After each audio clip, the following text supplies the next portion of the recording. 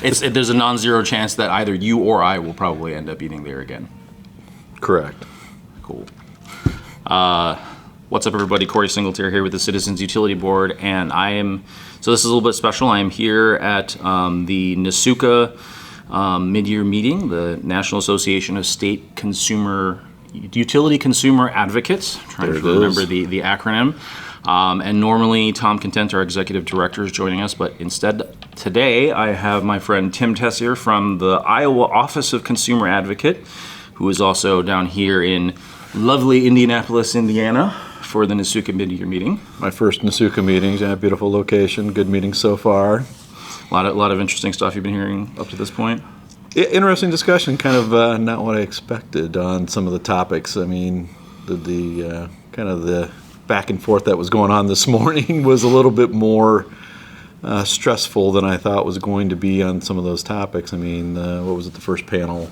It was on natural gas, biogas, clean alternatives to natural gas. Renewable natural gas, applicability, how much we can really rely on that. Can we go forward with that? Is that really a viable option? At what cost? And I think both you and I, at various stages in our career, having gone to NARUC meetings, which is the National Association of Regulated Utility Commissioners, those meetings and other types of industry conferences, you don't really expect some of these things to get as chippy as it got this morning. So that was kind of fun. Right. Yeah, that totally it. I mean, I'd done way too many NARUCs, and it tends to be the questions are almost patting the speakers on the back and saying, great job, let me throw you a softball so you can elaborate more, instead of two speakers on the same panel, obviously at opposite ends of the spectrum on the issues, going back and forth with a member of AGA in the middle wishing he wasn't sitting there. He was kind of caught there in the middle. Maybe just jumping right into it, I wanted to kind of grab you because being nearby, neighboring states, yep. Iowa and Wisconsin. Yeah, actually do touch, yep. They do sort of touch if you count the river. Yes. And the bridges. But one sort of common area interest that you and I have discussed over the past several months has been sort of regional transmission planning. The Mid-Continent Independent System Operator, their plan for their long-range transmission planning, and what that means for customers both in Iowa, in Wisconsin, throughout the upper Midwest, yep. and kind of how what we're seeing in that process, and the questions or concerns that are coming out of that. So I just, if someone says LRTP to you, what's your sort of immediate reaction to that? Well, I mean, LRTP, long-range transmission planning, the first thing I think about, especially having to do with MISO, is this is MVP 2.0. So multi-value projects, second round. The first round was much needed. I mean, I'm never going to sit there and say they weren't. But, I mean, we had a lot of lessons learned from that in that process. I mean, it took quite a while to get all of those built, and we still have one that isn't. That's my concern then with this 2.0 version of it is, again, there are projects out there that are needed. The extent of what they're proposing for round one, I think, is too extensive because it's 18 projects, and as soon as they're approved by the board, they can go start being built day one. So we're going to go from 0 to 18. Saying that and those are built or proposed to be built to solve the problems we have today. Okay. But the day after you start building them, do they still solve the problems the same way that they were proposed to be built for?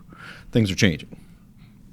There's more generation being added. There's other transmission projects at a much lower voltage level that are also being done at the same time. There's distribution level projects. So things are changing in real time, but they're basically approving it, going forward, and acting like that is going to solve all the problems the next year, the next 2 years, 3 years, 4 years, 5 years, without any review to see were those still needed at that time. So, yeah, I just have a problem with that. And then the fact that they're already, then once they get these going, they're going to start on another round. Before we even have a chance to get any of these built, see if really the benefits that were promised by all of them are realized. And that's a whole other issue with the first round of LRTP is the benefits that they associate with all those projects dramatically, grossly overinflated benefits. I mean, they're counting things with these projects that they shouldn't be counting. I want to get back to the sort of benefit cost issue and that accounting, but you'd mentioned MVP, and that's, again, a sort of a shared history, again, between Iowa and Wisconsin, and you mentioned sort of the tail end of MVP, and there's one project that hasn't been completed, and that project, for folks who are in Wisconsin are familiar with it as well as in Iowa, is the Cardinal Hickory Creek project. And I know that on the Iowa side, at least my understanding was that when that came before your utility commission, your board, there was a concession that the project is needed, and so there wasn't like strong opposition to the project. If I'm accurately representing that from the Iowa perspective. Absolutely, and I think there's a long history with Iowa to Wisconsin, and I think it's just even Wisconsin getting more tie lines into Wisconsin. And Iowa is not going to stand in the way of that project because one of the huge benefits of that project is exporting wind. Mm-hmm. Iowa's got a lot of that. Yeah, and on the Wisconsin side, I think when we saw that project come before the commission, there was a lot more skepticism. Not necessarily by our office, but by all of the interveners in that proceeding. And, some of them were these questions we talked about, like benefit cost and things of that nature. And the other part was something that you alluded to, was the Cardinal Hickory Creek project was the last of the MVP projects. And the MVP portfolio was built, in a portfolio way, right? You plan out a bunch of projects, and they were all sort of justified based off of this portfolio level net benefit to the system. And one of the questions that came up with Cardinal Hickory Creek, to your point about timing on LRTP, was, now that we've built all these other projects, have we really done a look back to see, okay, well, what are the impacts on the system of the lines that were built? Does that change any of the calculus with respect to Cardinal Hickory Creek? Right? Maybe it does, Absolutely. Maybe it doesn't. But that question was asked but never answered, and now we see in LRTP kind of the same timing issue. Mm-hmm.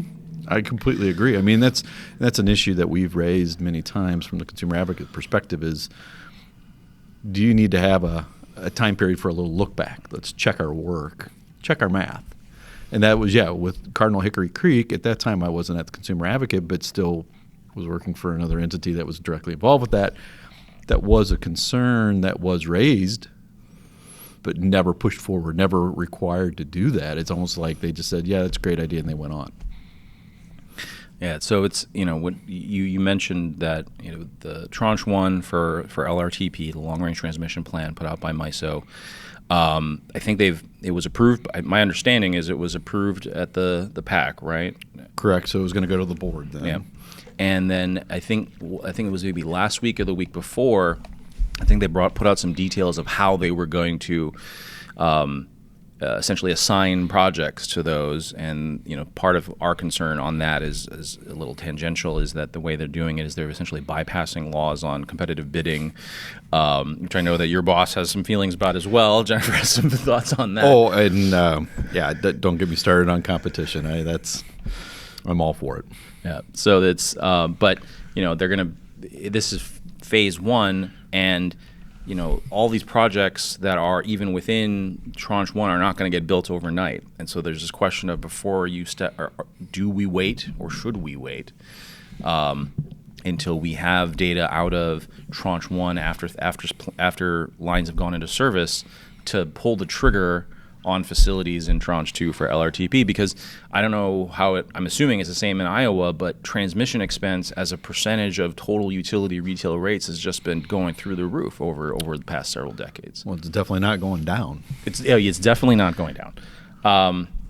So that's, it's challenging in that it's good in that there is a single entity that's sort of coordinating transmission planning for the region, but at the same time, I know in our office we don't feel like that there's really that MISO really takes the viewpoint and the comments and the input from consumer advocates seriously when they go through this process, despite all of the statements and we were literally just in a room with someone from MISO this morning who said we have a very robust stakeholder process. Transparency. I don't know how it feels from the Iowa side, but it really just doesn't feel like the consumer perspective is valued or considered when they make these decisions.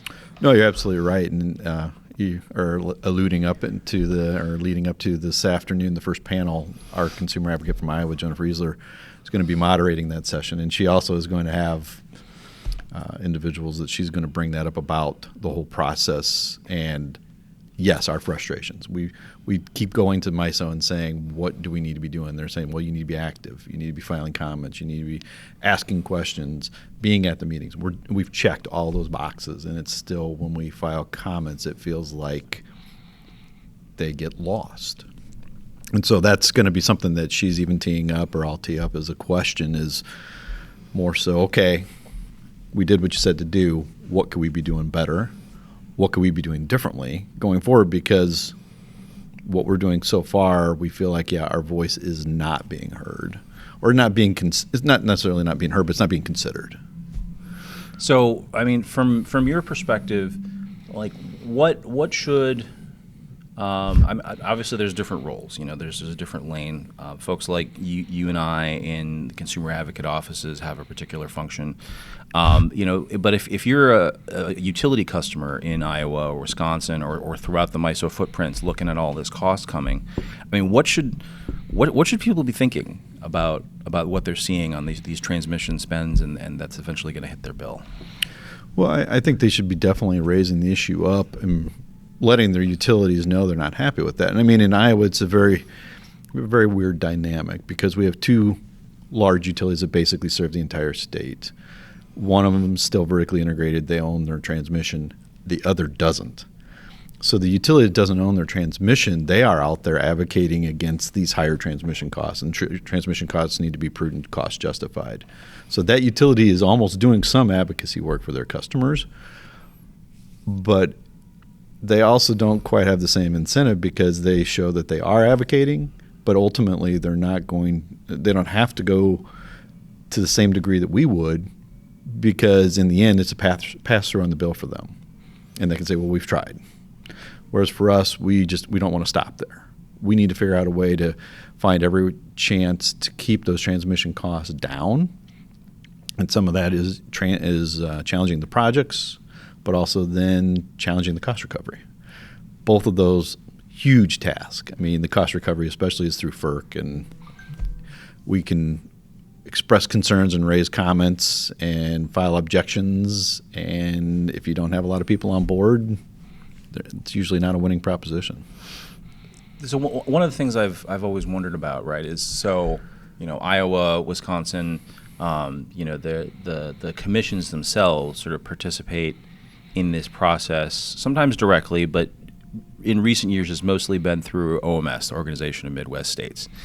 And I'm curious as to your take as to kind of how the various states and OMS have sort of positioned themselves with respect to LRTP. Are the states sort of effectively, supporting, coming out in favor of the LRTP process as a whole, or are folks taking a little more of a critical view towards that? Do you have any sense of kind of how that's going? Yeah, actually, we're fairly close to that. One of our attorneys, Jeff Cook, at the Iowa Office of Consumer Advocate, has been active more so with leading kind of what the vote is going to be for the consumer advocates on LRTP. So he was sharing that with all of us, and it was interesting to see that we voted to abstain only because we didn't agree with, again, the methodology for justifying the LRTP, the benefit, establishing that and the modeling. We're not sitting there saying that the projects wouldn't be having a benefit cost ratio over 1. It's just not over 3. And that's more so even you look at Iowa. Iowa's benefit ratio just for the projects in Iowa is over 3 easily. Are those projects needed? Yes, they are. Are they needed at a 3.0? No. It is a low 1? Yes. And they'd still be built. But hearing the other states then what they were going to vote on LRTP, every one of them came through, and I think we were an island. is the only state that abstained. Everybody else voted in favor of them. And I think a lot of it is that they may have problems with the overall process, but they see the benefits of the projects, and they want the projects in their state because they see it's going to bring more benefits to their state. The cost element of that is still kind of, in my mind, just hanging out there, is where each of the states feel really specific about their state on the cost of these. Yeah, and it's you mentioned the cost and sort of that analysis, and before getting into the analysis itself, when MISO came out with the slate of Tranche 1 projects, and I looked at sort of their benefit cost analysis, the thing that my eye immediately gravitated towards was the fact that Wisconsin, the BC ratio for the projects in Wisconsin were like second lowest after Michigan, and that kind of gets to your point about like how you do the math, right? Like if you're kind of putting your thumb on the analysis to begin with, and from our perspective as a state, it's down more like 2.2, something like that. Yeah.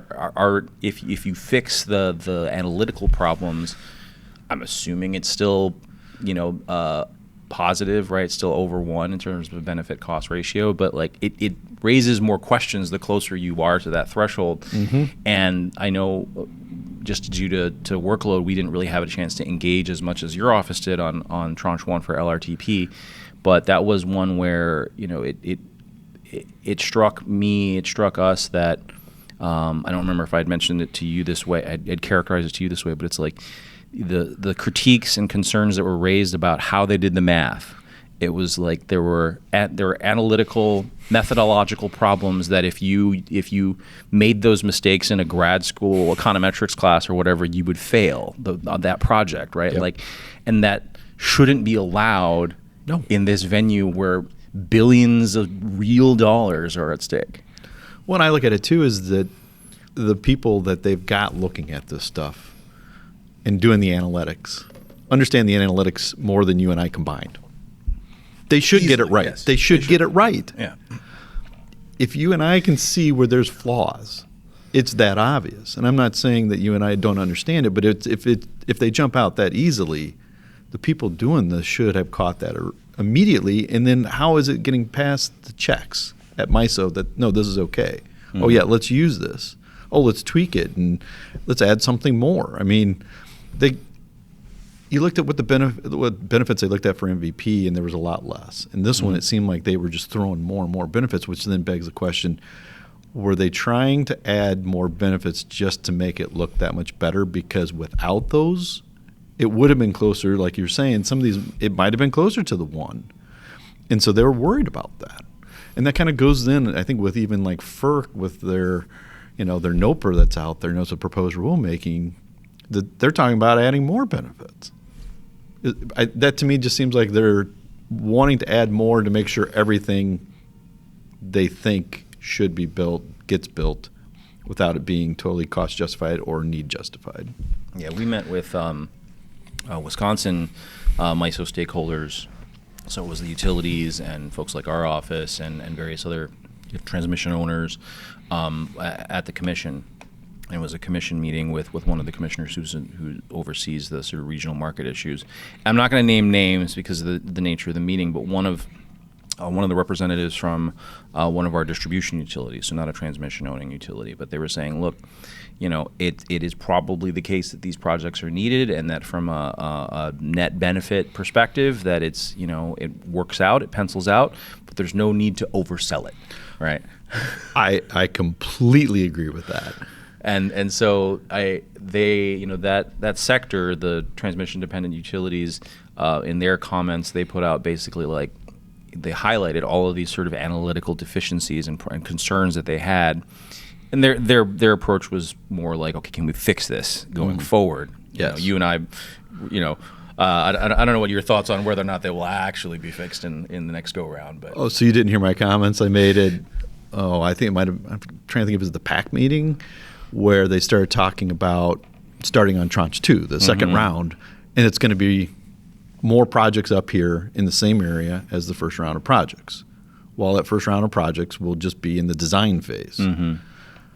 And the question I had was, okay, they were saying going forward they're going to adapt the benefits and the modeling.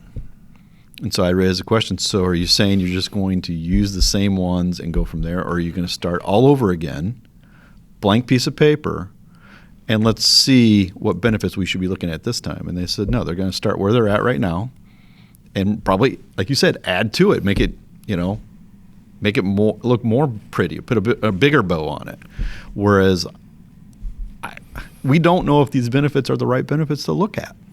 Yeah, and the tricky part, right, is if I take my hat off consumer advocate hat for a second off, and I think about it from the perspective of other stakeholders that, like, say in Wisconsin, are probably going to get involved with some of these projects, is let's say you're a group that is really in favor of these LRTP. You really want to, whether it be because you want to try to again facilitate greater, transport of renewables from west to east or whatever the case might be. Facilitate more, grid scale solar or whatever. Maybe you're really in favor of the projects, but if the utilities come forward to build these lines and the underlying math has all these holes in them, that it just makes it much messier and much harder for everyone in the next step in the process, which is when it comes before the states to actually construct these lines, because then we have to deal with all this mess we're talking about. Yeah, but there's another flaw in the whole system right there, because then when it comes to the state process, so they're approved at MISO, so now the utilities, and I'll say it in my state because there's a right of first refusal, ROFR, the incumbents will get the projects. So they'll have to come forward to have transmission siting hearing approval process. And one of the things that's been pushed in the past is how are these justified and everything. And they basically, the utilities will sit there and go, well, MISO signed off on it, so that's why we're doing it. To basically almost like saying that they don't have any interpretation of it. They believe MISO. MISO's got to be right. So that's the justification. So actually, the Iowa Utilities Board, when the first MVPs came up, they didn't do this, and they learned their lessons. And then on the second and third ones that came through, they actually had MISO as a witness. But MISO's just going to come and reiterate what justified all the projects and basically say this was approved. And at that point, the state commissions don't have any authority over that because it's already been justified at MISO. The only authority they basically have is where it's going to be cited, how it's going to be cited in the state, and ultimately if the utility is requesting eminent domain. Yeah, I mean, you've highlighted kind of a regulatory hole with respect to these transmission projects, right? So when it comes to the states generally only have authority over siting right of way, and so not so much whether or not it gets built, but more where it gets built. Correct. And customer impact. Customer impact. Land impact. Yeah, so more local land use sort of considerations. Correct. MISO does the planning, which sort of feeds into the individual projects. The Federal Energy Regulatory Commission has authority over the rates, which will be used to recover the cost from these projects and pass them on to the customers. But FERC isn't really involved with at any point in terms of prudence of selecting the projects themselves. They sort of deferred that decision-making process or authority effectively to the regional transmission operators. Yep. For good or for better or for worse. And it feels like there's this obvious hole where there's no official oversight of a check of saying, even if MISO says, here's what the portfolio for LRTP, tranche 1, that no one with authority to say yes or no is participating before it gets to the states. Correct. Yeah, you're absolutely right. That is a huge hole because it's good that they've kind of bifurcated the process, that the planning is at MISO and the cost recovery is at FERC. That's great because you don't want to have one entity to have both. But when the cost recovery then goes to FERC and they basically rubber stamp it, is that necessarily better? Yeah. Would it almost be better than to put it back with MISO? Because how many times have you heard cost recovery for any of the MVPs get denied by FERC? Doesn't happen. It doesn't happen. I mean, there's no check to it even. I mean, yeah, there isn't even what I think most people would consider a prudence review of those costs before they go into FERC jurisdictional rates. Especially because the utilities, when they come before FERC to put it in their FERC rate, they've already built the project. And they're saying, the way we did it was the most cost effective. We promise you. We wouldn't have built it any other way. and FERC says, sounds good, thank you very much. Well, we could probably talk about this for hours, and Yeah. and mostly just find ourselves drifting closer and closer to the bar downstairs as we go on. But Yeah, I think the conversation would probably take a turn for the better if we did that. But it's just, yeah, I mean, we could talk about this for years to come too, just because, I mean, the process, as you and I both agree, is flawed. Mm-hmm. Do we need the process? Yeah.